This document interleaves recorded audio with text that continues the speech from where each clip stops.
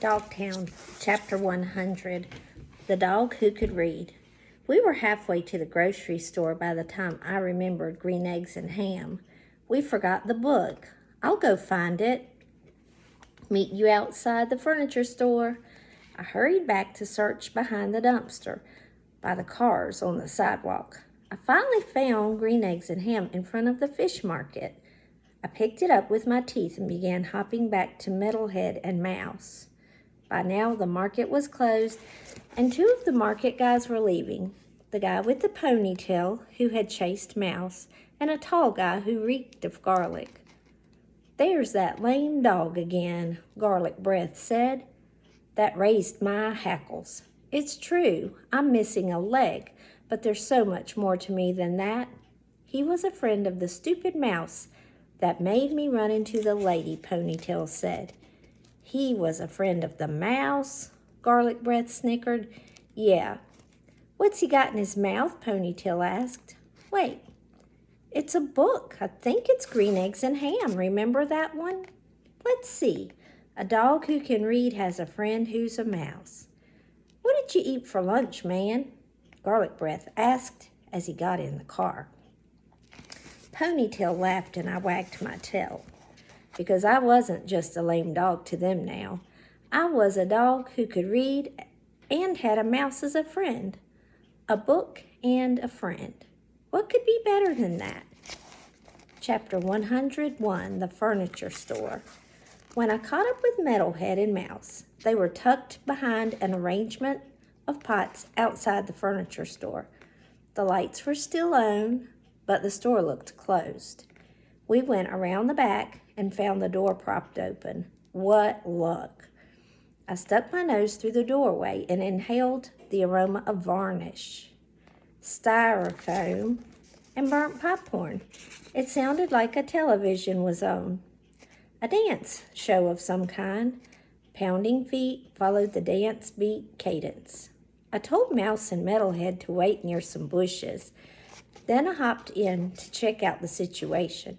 It probably would have been smarter to have Mouse scout things out, because he's so much smaller.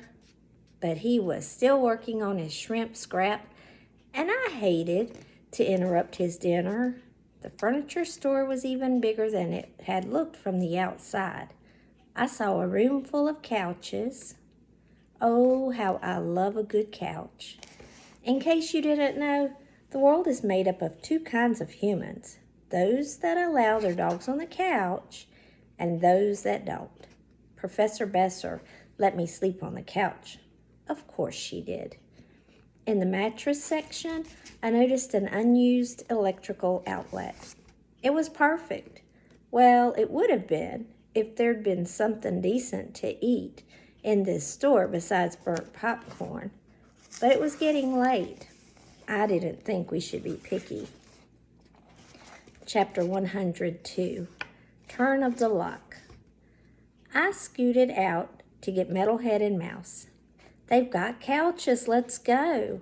Mouse nodded and darted in the door. Metalhead moved slower than ever. I got a better grip of Green Eggs and Ham as I waited for him to make his way inside. I was trying hard not to slobber on the cover when the door slammed. The lock turned, the lights flicked off, Metalhead and Mouse were inside, and I was out. Chapter 103, The Cold Hard Pavement. I listened to the footsteps inside the store. The furniture store employee was clearly locking up for the night. When I peeked through the window, I saw a girl with a backpack and a big purple lace-up boots.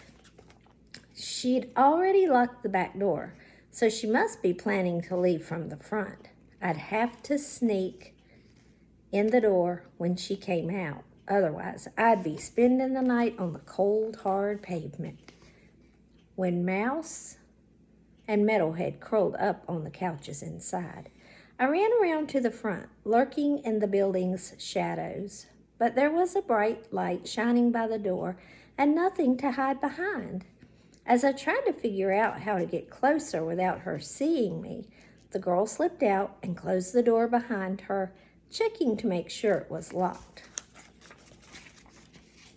Chapter 104, Bed versus Couch. When the furniture store girl had driven away, I went to the window and peered in. Metalhead was already charging in the mattress department. Mouse saw me and motioned me to come inside. I shook my head and he ran to the window. "I'm locked out," I barked. Mouse's eyes widened. His little hand shot up, his fingers splayed. "I have an idea. I'll talk you through it. Unplug Metalhead, find some string, and both of you meet me at the back door." Mouse nodded and then took off. A few minutes later, I heard them moving around by the back door. "Did you find packing string?" I barked. "Affirmative," Metalhead said. "Mouse, you loop it over the lock. Metalhead, you pull one in like you did with the leash in your pen at Dogtown." There was some scurrying and muffled words from Metalhead. "Unspool more string, I think," he said. Then a click, click, ch-k, and the lock slid open. "So far, so good." Mouse moved the string to the door handle. I barked, wondering how much charge Metalhead had been able to get. "Got it," Metalhead said. "Now pull the door open." I heard some clanking and groaning. The door shuddered a little. "Do whatever you just did again," I barked. There was more clatter, but this time the door didn't budge. "Uh-oh," Metalhead said. I knew what the problem was. I could hear it in his voice. He didn't have enough charge. "Get back to the outlet. Charge for an hour. I'll wait outside." "Roger that," Metalhead drawled. The wind whispered through the trees and it began to snow. I curled up under a bush and tried to sleep. Every few minutes I had to get up and run around to keep myself warm. Finally, I heard them scurrying on the other side of the door. Metalhead said something I couldn't make out. The door groaned, it creaked and shuddered, opened a hair, then closed again. "Almost got it," I barked. More groaning and creaking. Then the door opened 2 hairs, and I wedged my nail in the opening, leaning on the door frame so I didn't fall over. Then I punched my paw through, and I came flying after it. In less than a minute, I was inside.